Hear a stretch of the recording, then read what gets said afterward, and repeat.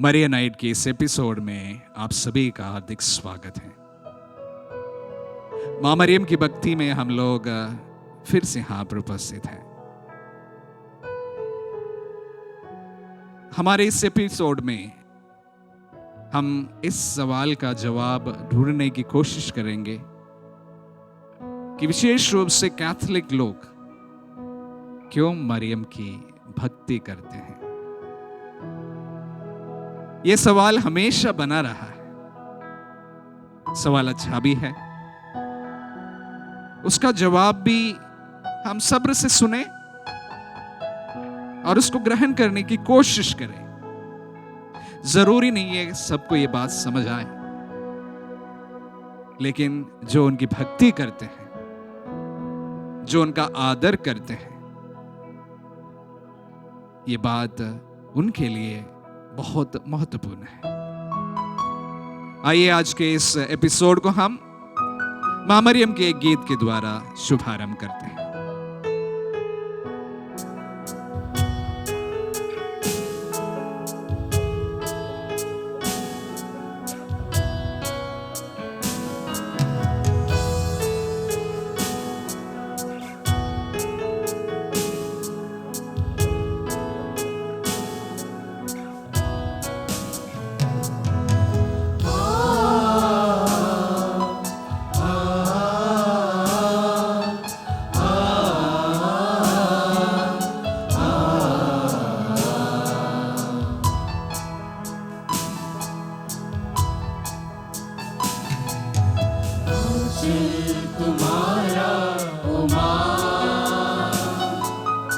आशीष देता सदा से,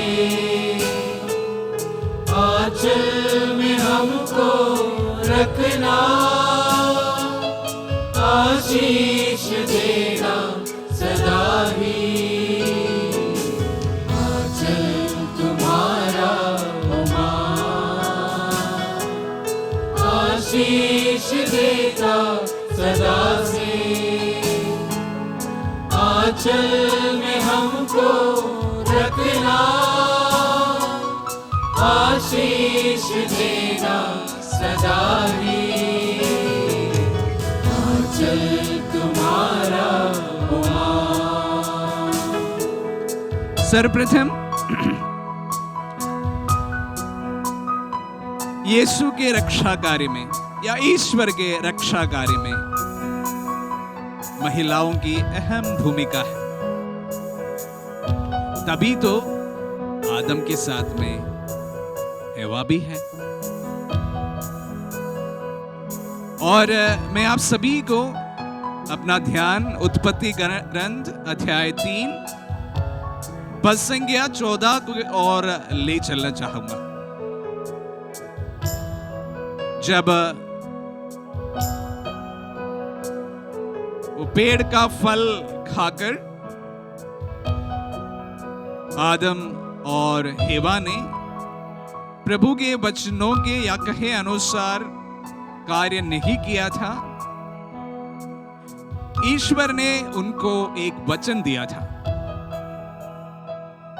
अनेक बातें कही गई थी और उस पर एक बात इस प्रकार भी कही गई थी, मैं तेरे और स्त्री के बीच, तेरे वंश और उनके वंश में शत्रुता उत्पन्न करूंगा, वह तेरा सिर कुचल देगा और तू उसकी एड़ी काटेगा।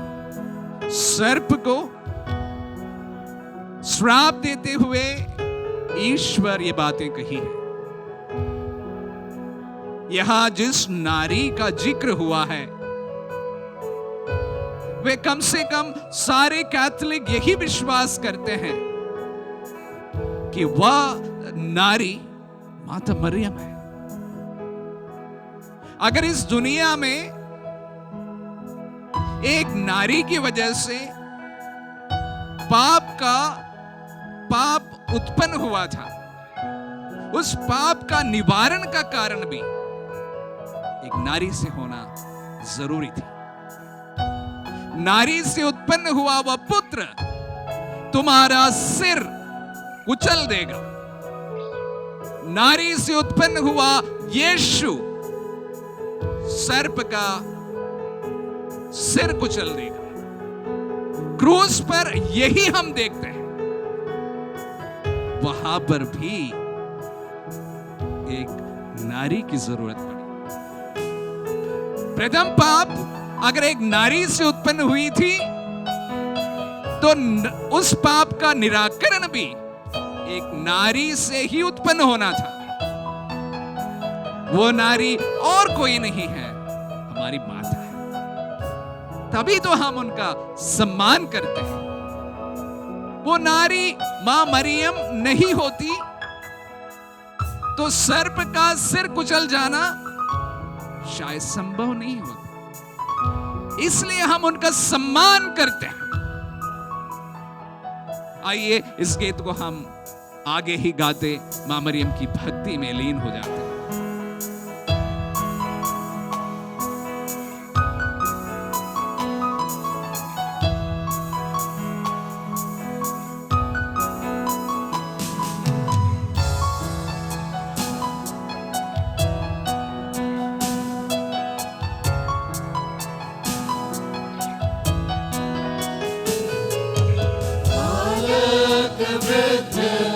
युवा सभी जो भी आए द्वार तिहारे,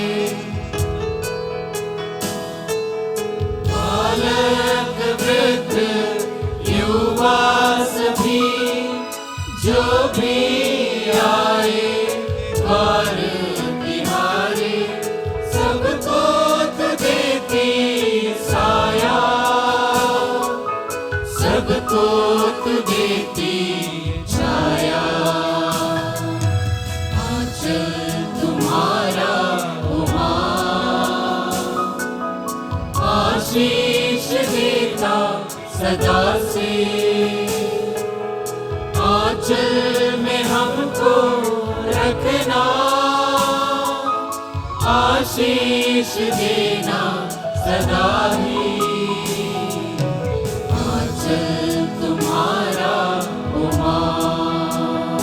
जी, मैं आप सभी को और वचनों में ले चलना चाहूंगा। इस्यास नबी का ग्रंथ। मेरे वचनों को सुनने वाले शायद जानते होंगे कि इस्यास नबी का जन्म यीशु के जन्म के पूर्व तकरीबन 700 और 800 वर्ष पूर्व हुआ था। हालांकि उस समय इतिहास लिखा नहीं जाता इतना डिटेल्स में, और समय का इतना हमारे पास में कोई ठोस सबूत नहीं है, पर फिर भी यही माना जाता है कि इसायास नबी का जन्म प्रभु के जन्म के करीबन 700 और 800 वर्ष के बीच में हुआ था।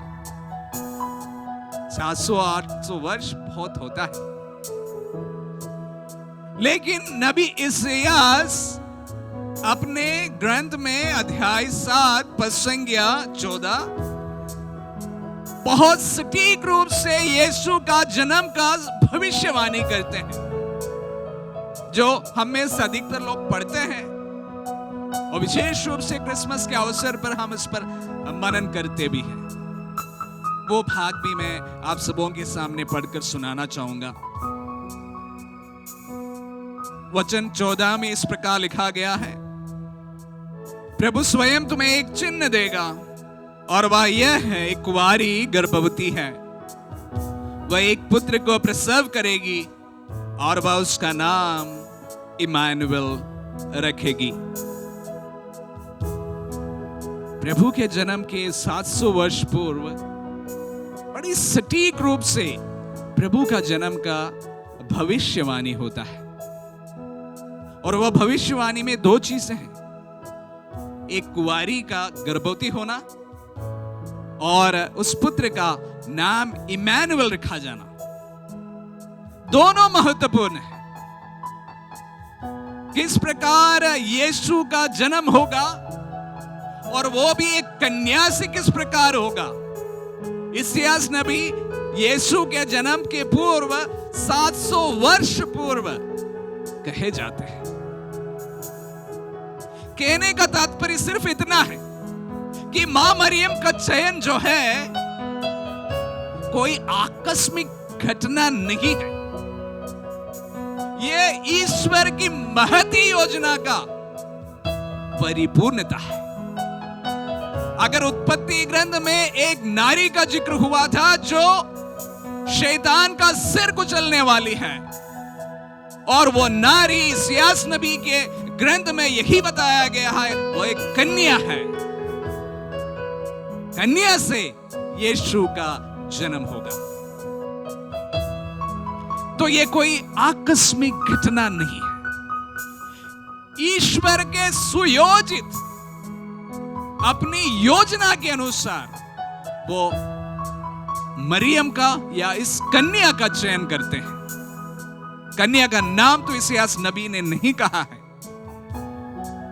उसको सुनने के लिए हम थोड़ा सा और आगे जाते हैं। आइए इस गीत को फिर से हम गाते हुए मां मरियम की भक्ति में लीन हो जाते हैं।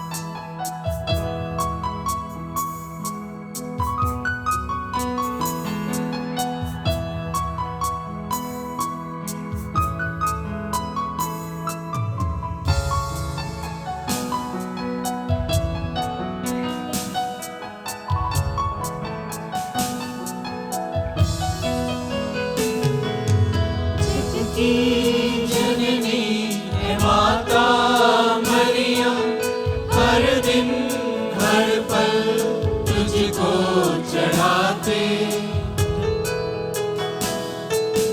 जग की जननी है माता मरियम, हर दिन हर पल तुझको चढ़ाते। तू ही बनीश माता, हमारी भी तू है माता। आंचल तुम्हारा ओ मां, आशीष देता सदा से। आंचल में हमको रखना, आशीष देना सदा ही।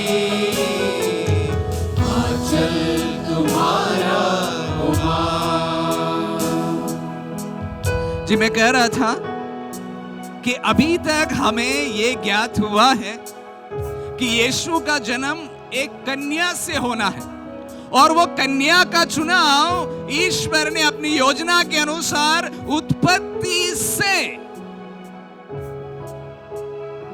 फिर से कहना चाहूंगा, उत्पत्ति के समय से निर्धारित किया था।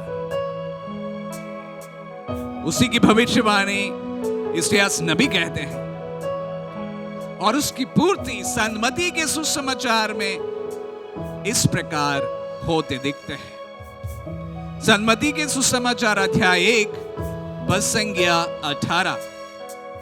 ईसा मसीह का जन्म इस प्रकार हुआ। किस प्रकार हुआ? उनकी माता मरियम की मंगनी यूसुफ से हुई थी, परंतु ऐसा हुआ कि उनके एक साथ रहने से पहले ही मरियम पवित्र आत्मा से गर्भवती हो गई। भविष्यवाणी की थी कि एक कन्या से एक पुत्र उत्पन्न होना है, और यहां चुनाव हो चुका है। किसका चुनाव हो चुका है? मरियम का चुनाव हो चुका है।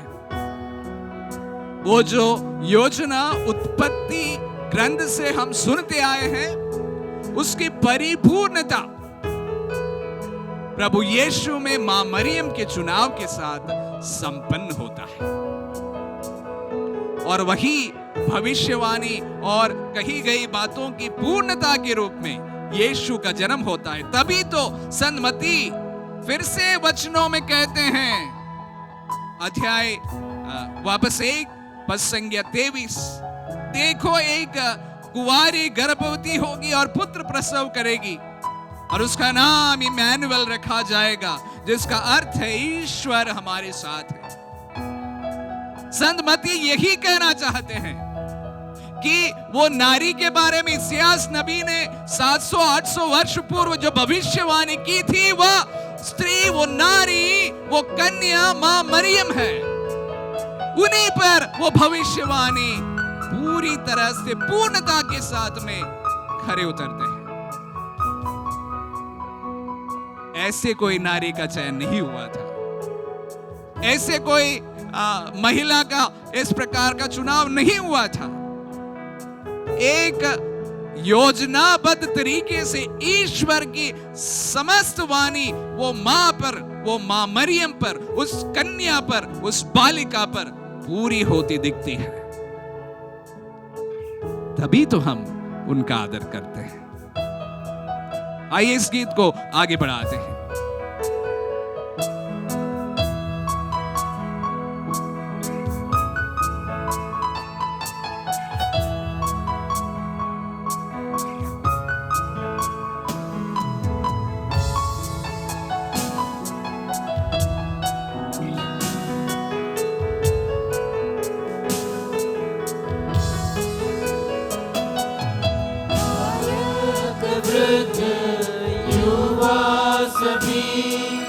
जो भी आए द्वार तिहारे, बालक वृद्ध युवा सभी, जो भी आए द्वार तिहारे, सबको तू देती साया, सबको तू देती छाया। आंचल तुम्हारा हो मां, आशीष देता सदा से, आंचल में हमको रखना, आशीष देना सदा ही।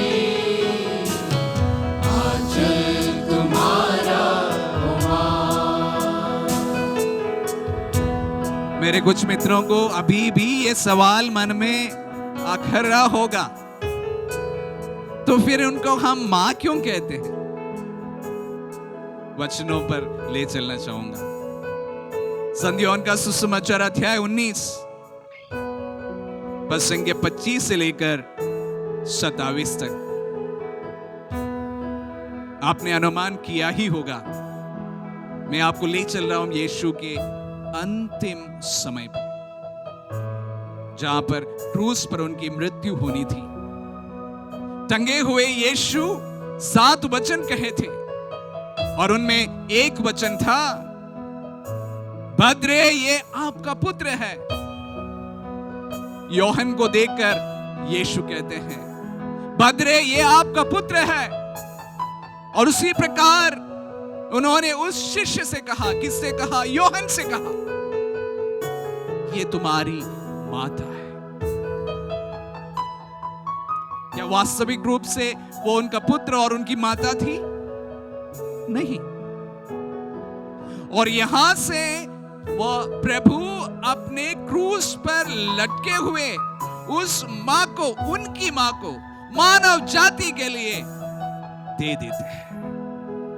वो मां तब से मेरी मां बनी है, तब से मानव जाति की मां बनी है, क्योंकि वह मां की कहानी यीशु के जन्म के बाद समाप्त नहीं होना था।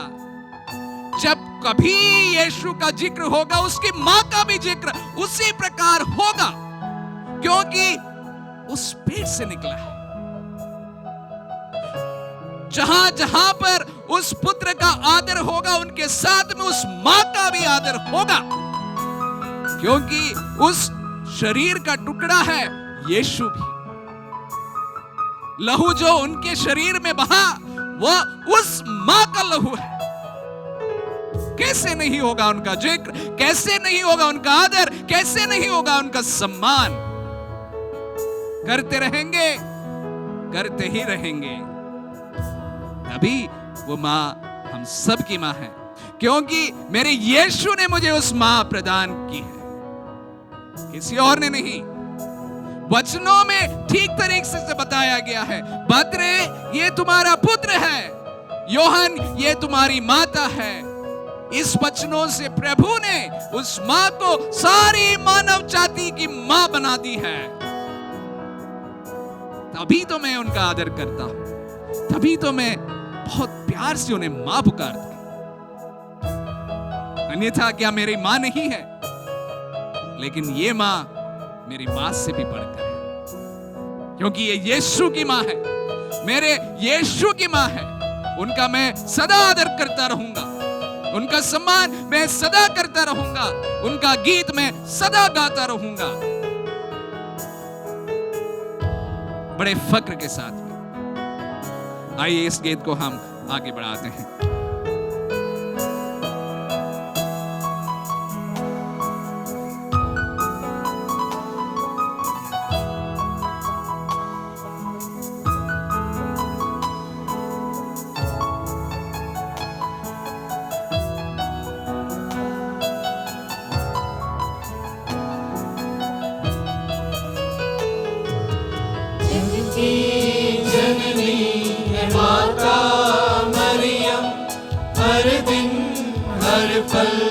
तुझको चढ़ाते, जग की जननी है माता मरियम, हर दिन हर पल तुझको चढ़ाते। तू ही बनीश माता, हमारी भी तू है माता। आंचल तुम्हारा ओ मां, आशीष देता सदा से। आंचल में हमको रखना, आशीष देना सदा ही। आंचल तुम्हारा ओ मां। एक और सवाल का जवाब देते हुए आज के मरियनेट को मैं समापन करना चाहूंगा। वो मां करती क्या है? कुछ लोगों की धारणा है कि हम मां का वर्शिप करते हैं। ये बहुत ही विडंबना है, गलत धारणा है। लगे हम उनके वर्शिप करते हैं, पर कोई भी मां मरियम का वर्शिप नहीं करते हैं, उनकी आराधना नहीं करते हैं, उनका सम्मान करते हैं।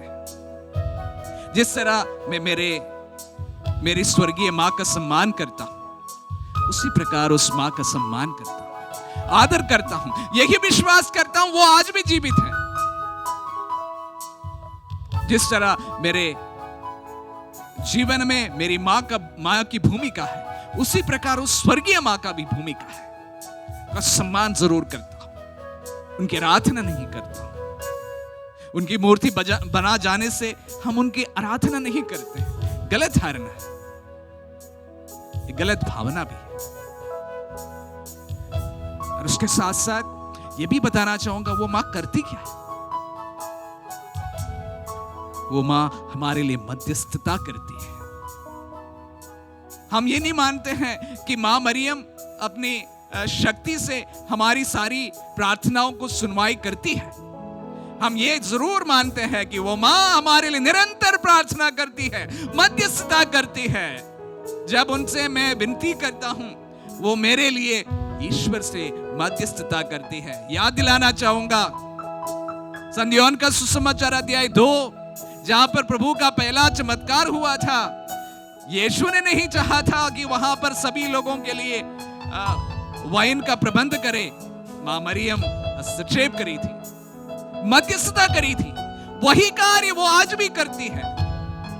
अगर मैं किसी के साथ में जाता हूं, किसी पुरोहित के पास जाता हूं मुझसे प्रार्थना मांगने के लिए, पुरोहित क्या करते हैं?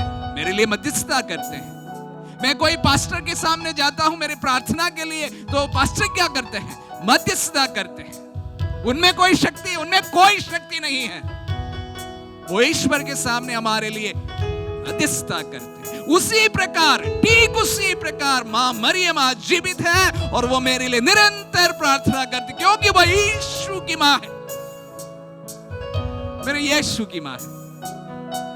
मैं अकेला नहीं प्रार्थना करता हूं, मैं प्रार्थना करता हूं, सुनवाई होती है मेरी भी, पर जब मुझे लगे कि मेरी मां की जरूरत है कि मैं मां के पास जाता हूं, मां से प्रार्थना करता हूं ताकि वो मेरी प्रार्थनाओं को, मेरी मांगों को ईश्वर के सामने रखे, यीशु के सामने। कैसे टुकरा जाएंगे उस मां की मांगे, कैसे टुकरा देंगे उस पुत्र? मुमकिन नहीं है। इसलिए मां के पास जाता, इसलिए मां से विनती करता, क्योंकि उस मां, उस पुत्र का तो देन है, उसी की योजना है, ईश्वर की योजना है। तभी तो मैं मां का आदर करता हूं, उनके सम्मान करता हूं, गर्व के साथ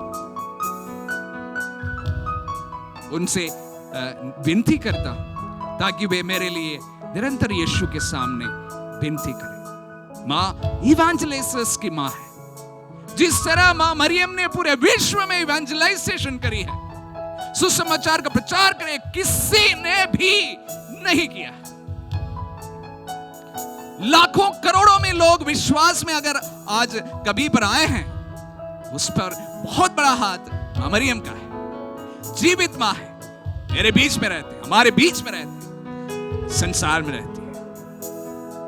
इसलिए मैं उनके सामने विनती करता हूं, वो मेरे लिए मध्यस्थता करती है। आइए इस गीत को फिर से दोहराते हुए हम आज के मरिया नाइट का समापन करते हैं।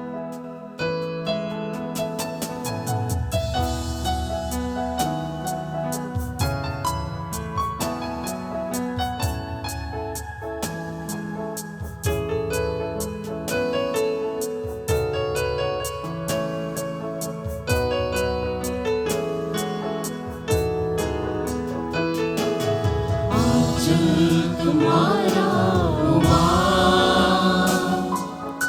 आशीष देता सदा से, आंचल में हमको रखना, आशीष देना सदा ही, आंचल तुम्हारा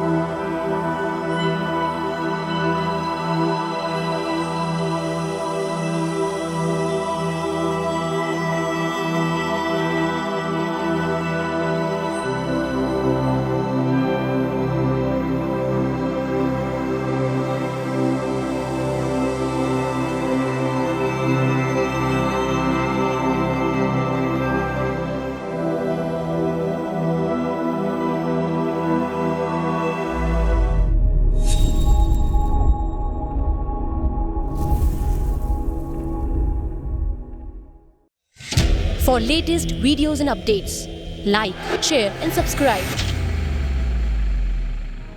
For instant notifications, press the bell icon.